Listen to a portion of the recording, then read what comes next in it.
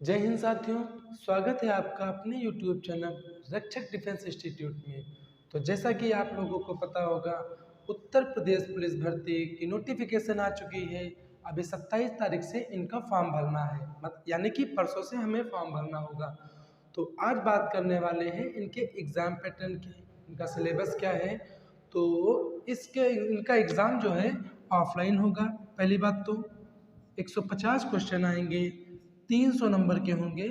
प्रत्येक सही क्वेश्चन पर आपको 2 नंबर मिलेंगे और प्रत्येक गलत क्वेश्चन पर आपका आधा नंबर कट जाएगा, मतलब 0.5 की माइनस मार्किंग भी है। इसके बाद हम बात करते हैं सिलेबस की। तो 150 क्वेश्चन जो हैं 4 कैटेगरी में बटे होंगे। पहला जीएस, दूसरा हिंदी, तीसरा मैथ, चौथा रीजनिंग। तो आज बात करने वाले हैं मैथ के प्रॉपर सिलेबस की। संपूर्ण जानकारी जो मैथ का है इनके अकॉर्डिंग इसकी बात करने वाले हैं। तो सबसे पहला चैप्टर आता है नंबर सिस्टम।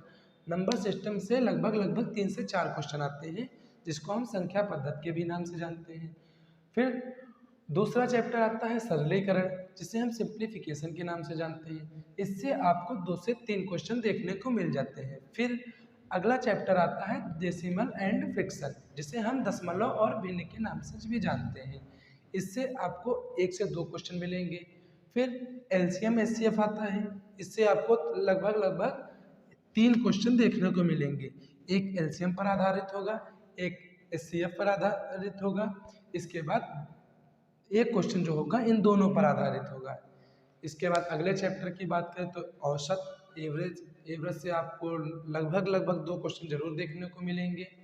फिर बात करते हैं मैथ का, जिसे बेस माना जाता है, आधार माना जाता है, मैथ की नींव मानी जाती है प्रतिशत, लाभ और हानि और छूट।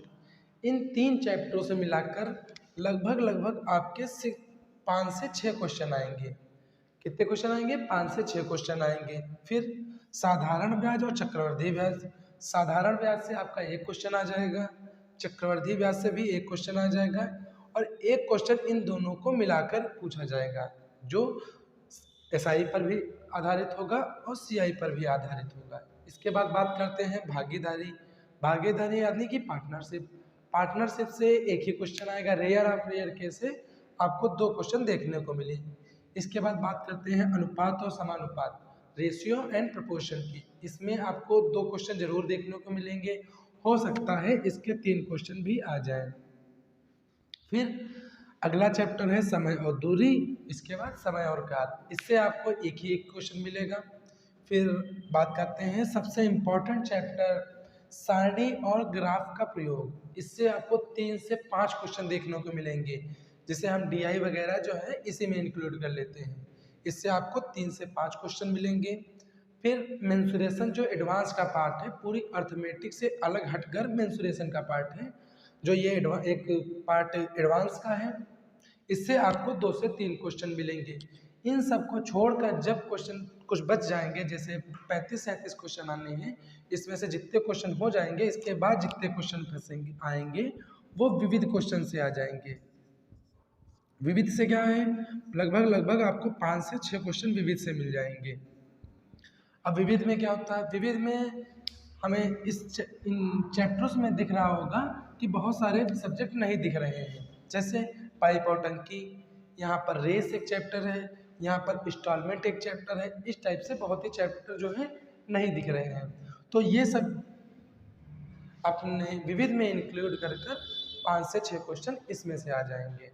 तो हमारा ये रहा जो मैथ का प्रॉपर सिलेबस।